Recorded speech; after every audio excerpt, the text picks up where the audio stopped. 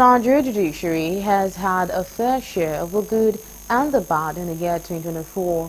Laudable judgments by the Supreme Court on local government autonomy received unprecedented recommendations because it is seen as a move that could change the face of governance in the country. Galaxy News correspondent Levi Joseph has more in this report. There are significant judicial decisions in the year 2024 that address various critical issues. The Supreme Court judgment on local government is a milestone that solidified local government administration in the country. There have been a number of rulings, in the course of the year that have been interesting, that have affected the polity significantly. Notably, the rulings around local government autonomy, and that autonomy now being backed by a Supreme Court ruling that has insisted that no state government can access local government funds unless elections have been held in their local governments. And I think that perhaps is the most significant intervention from the judiciary in the course of this year. As a result of that, we've seen a rush of elections. It will be ups and downs for the judiciary, and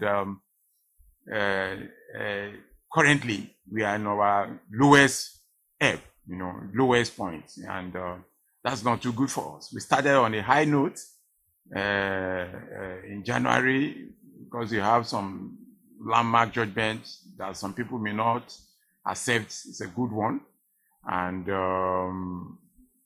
unfortunately, descending to the middle year, we started to be nose diving like a plane. On the bad side of the judiciary this year is the controversial issue surrounding a publication by Dele Farotimi and the inability of the concerned institutions to uphold payment of local government allocations directly to local government accounts after the Supreme Court judgment.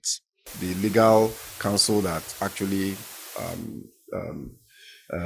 gives people the right to practice in Nigeria, rejecting the request of Chief Afebawalola to debar Mr. Farotimi. That was, for me, if you ask me about the highlight of the judiciary in 2024, that was it.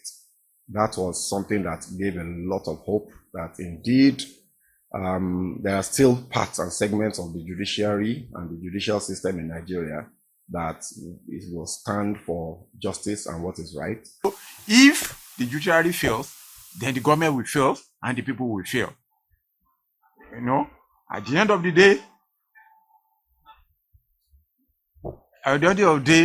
if judiciary fails, it will lead to the state of Thomas Hobbes, where the state will become brutish short, and there will be anarchy everywhere, state of anarchy. Though the Attorney General of the Federation, Lateef Fagbemi's SAN, believed there was significant improvement in the judiciary in the country this year, Nigerians still want improvement in the coming year. The one thing you need to know that the nepotism, the favoritism being put into appointment of judges should be totally stopped.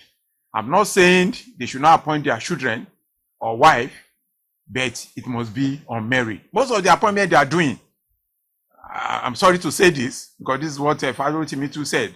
Most of the appointments they are doing is based on who you know. Without the judiciary functioning, we cannot have progress in this country.